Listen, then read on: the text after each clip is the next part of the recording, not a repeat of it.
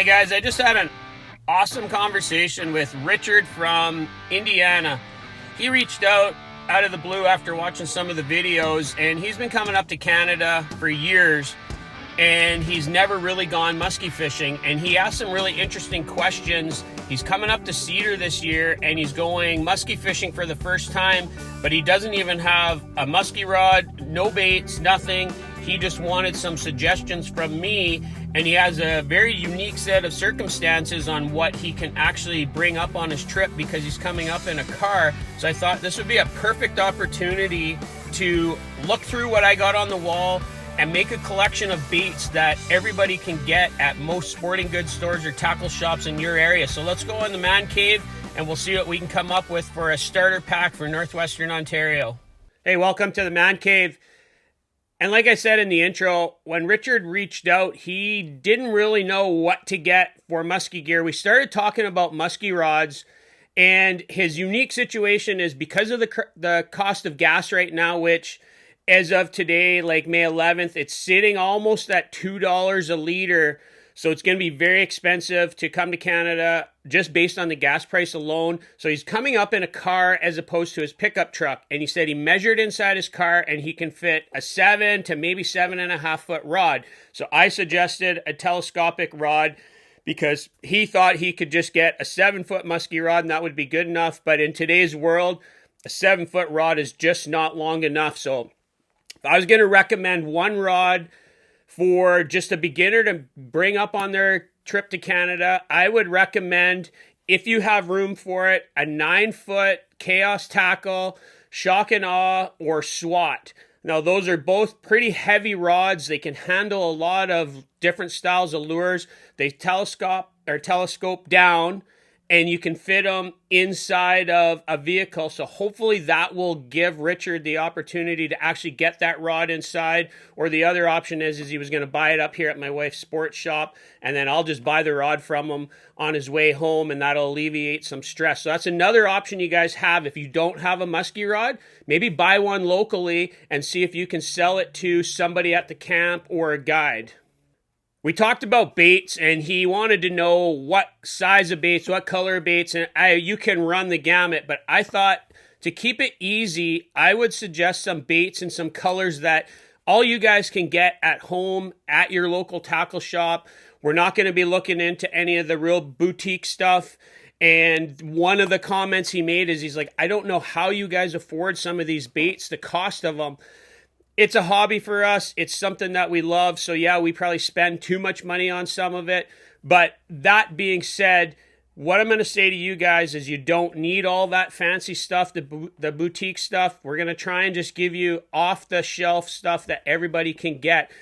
So first off, if you're going to have bucktails, pick a bucktail size that you can comfortably throw. Don't buy a bunch of double 10s if you don't think you can honestly pull those through the water. They pull a lot harder than most people think. But if we're going to start in bucktails, start down at a double 8. And this is a double 8 from Drop Time Tackle. I'll put a link in the description below. You can order these online. They're local to my area. And Thatcher and Jody are just great people. They make a really nice bucktail. And it's one that you can order ahead of time. There's a few shops that carry them in the area. But double 8. Easy to pull in the water. Here's a color. This is just bright orange with a chartreuse blade. So you want something that's going to be bright in the water.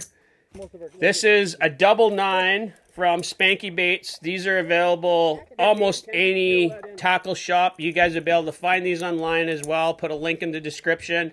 Double 9 pulls real easy. These hex blades pull easy through the water. This is a black and green, another color that we always go to.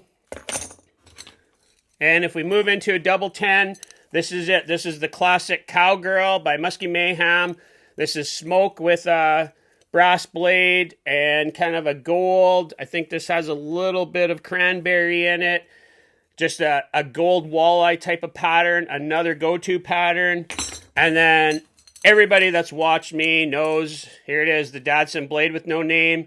Double 10s with the dangle blade. There's a lot of companies that make the dangle blade lures. Again, if you want one, look for a company that sells near you or look online. I know these ones are hard to get. I do have a couple more. I'm going to be doing giveaways. But this color is kind of a Cisco pattern with that silver flash. So if we're talking colors, you want something in a Cisco style pattern. So a brighter silver, whiter, blue flash. You want to have a walleye style pattern, which again would be kind of your natural or your perch. A lot of times this would be a fire tiger pattern. You want to have chartreuse and black, and then you want to have some sort of bright color to go with that. And you guys pick the size that's going to work best for you, and then just stick inside of those colors, bring a couple with you, and if you find the hot bait, you can probably get it at the local tackle shop. Richard asked me about paperclip style spinner baits because he comes from the bass world, and I said absolutely they work. Again, this is one by a drop tine tackle, but there's a ton of companies that make them. You can get M&G spinners are really popular. Blue Fox makes a really good one, and almost all of the reputable companies have a paperclip style spinner bait. I would bring one up, but go on the smaller size, especially if you're coming earlier in the year. But these work so good around the weeds. You'll want to have a couple. You can kind of stick to similar colors that we used in the bucktail. I like a lot of purple, so this is kind of a purple over a ghost flash, another good color for us. But just pick a spinner bait from a company that you guys like or one that you can get locally, and don't get the biggest one that they have. It'll be a little bit harder to pull for beginners, so just think of everything a little bit downsized so that it's easier for you guys to use. Another style lure that he asked about was topwater. Topwater's super easy to pull. You don't have to use a ton of energy bringing them in, and they're just productive in Canada on shield lakes. And the easiest style to use is just the prop tail. This is a Lake X fat bastard. They're super popular. You can get them pretty much anywhere. Now, this is obviously a pink tiger. One of our best patterns was a baby duck. Think baby duck, baby loon, just black and orange. Maybe a bright color to offset that. I don't think topwater makes a huge difference. The easiest one for you guys probably to find will be like the Joe Booker Top Raider. Sadly, I don't have one here, but those are very common. They work really well. Again, just stick to those kind of core color patterns. And another one that is very popular is the flap tail style. I do have a couple Lee lures behind me, and that's probably the most common and the easiest to find for you guys. This is a boutique one, but I'm just showing you because it was on the end of the peg behind me. And this is by Zilla Custom Baits. But they're all set up very similar with the spreader bars and a blade at the back that's going to click on it. You reel them in super slow. Great for in the evening, and for a beginning angler, as long as you can cast this out, you can just reel it in super slow and just wait for the chaos to happen. But again, Lee lures are probably the most prevalent one and the easiest one for you guys to find. Dive and Rise is another one that I think everybody should get. It takes a little bit of time to get used to the action of doing it, but whatever lodge you're staying at, ask the camp owner or one of the guides or even the dock hands. In most cases, they're going to have used these lures before, and they can offer you some insight. But the absolute easiest one to get is the Suic Thriller. It's a classic for a reason. It's been around forever. It's so easy to use. I just think everybody needs to have some. This is orange with black dots. I have a dressed hook on the back. That doesn't come like that. This is a color that Steve Hiding, the longtime editor at Musky Hunter, said you always have to have in Canada, if I'm quoting him correctly. It works for us pretty much everywhere. Here is another kind of a take on a black silver perch, very similar to my silver jailbird, which I use, but sadly is no longer available. But I like something in that bright color, and then something in a black and silver, black and white. And then think of something in a perch pattern on your Dive and Rise. These are super inexpensive. You can get them everywhere. Another one I would recommend, excuse me, is the Kodiak Navin from Chaos Tackle. They're readily available all over. This one I actually got from Brian Scaife from Angling Anarchy. This one's clearly got some fish on it by the looks of the marks on it. but they're relatively inexpensive.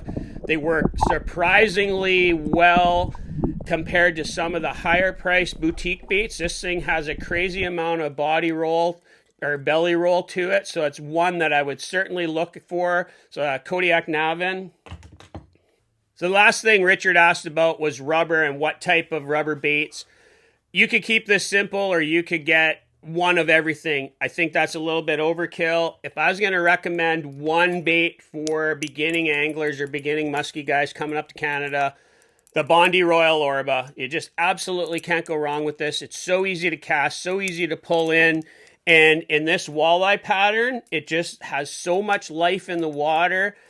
It's one of those lures that we found by accident and we absolutely fell in love with.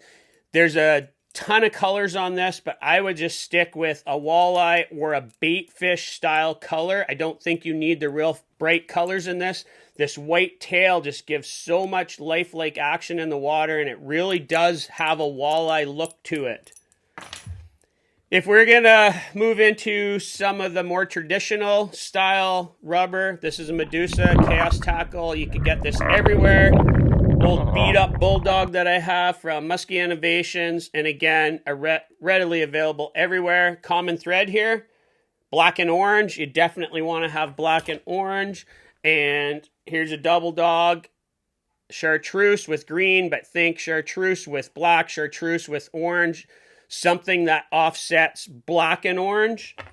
And Lake X toads, you can get Lake X lures pretty much everywhere. This is the smaller size. Again, I think stick to the smaller size of lure so that you guys are more comfortable throwing it. Black and orange. And then this is a B2 by Lake X Lures, and chartreuse or green and black. So I think in rubber, if you cover those two bases, black and orange or a black and chartreuse or a combination kind of based on those, you'll be good.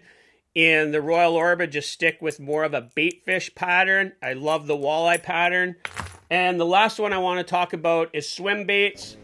This is a swimming dog by Musky Innovations. And this is a shallow swimming dog. And the profile's different so it doesn't sink in the water. These are available everywhere. And in a swim bait style, I would go with like a perch or a bluegill or a smallmouth bass, kind of that bait fish pattern. And this is a Poseidon by by Chaos Tackle, sorry. This is in like a Cisco pattern or whitefish pattern. So just sticking with bait fish style patterns, I think you'll be good on swim baits. Have a couple of each. The only bad thing about swim baits is sometimes pike will want to nip the tails off, especially swimming dogs because they're a little bit smaller profile. But you definitely want to have a couple swim baits in your arsenal when you come up. I didn't put any of the crankbaits or twitch baits in here because for most beginners, they're not really going to use a minnow style bait that's going to bounce off of rocks. They're going to keep it real simple. And I think if you had a couple of this selection here, you guys would be totally set up for, a week on the water in Northwestern Ontario. I want to thank Richard for the phone call. And if you guys are coming up to Canada and you guys want some help, got an email down below. Just shoot me an email and we can exchange some information and maybe we can set up a phone call. I love talking musky fishing. And if you're going to a specific lake that I might have some information on, I don't mind sharing kind of what I know with you guys. And until next time, check out the video right here where we had one of our best days last summer out on the water. And until next time, 54 Bus is out of here. We'll catch you guys out on the water later.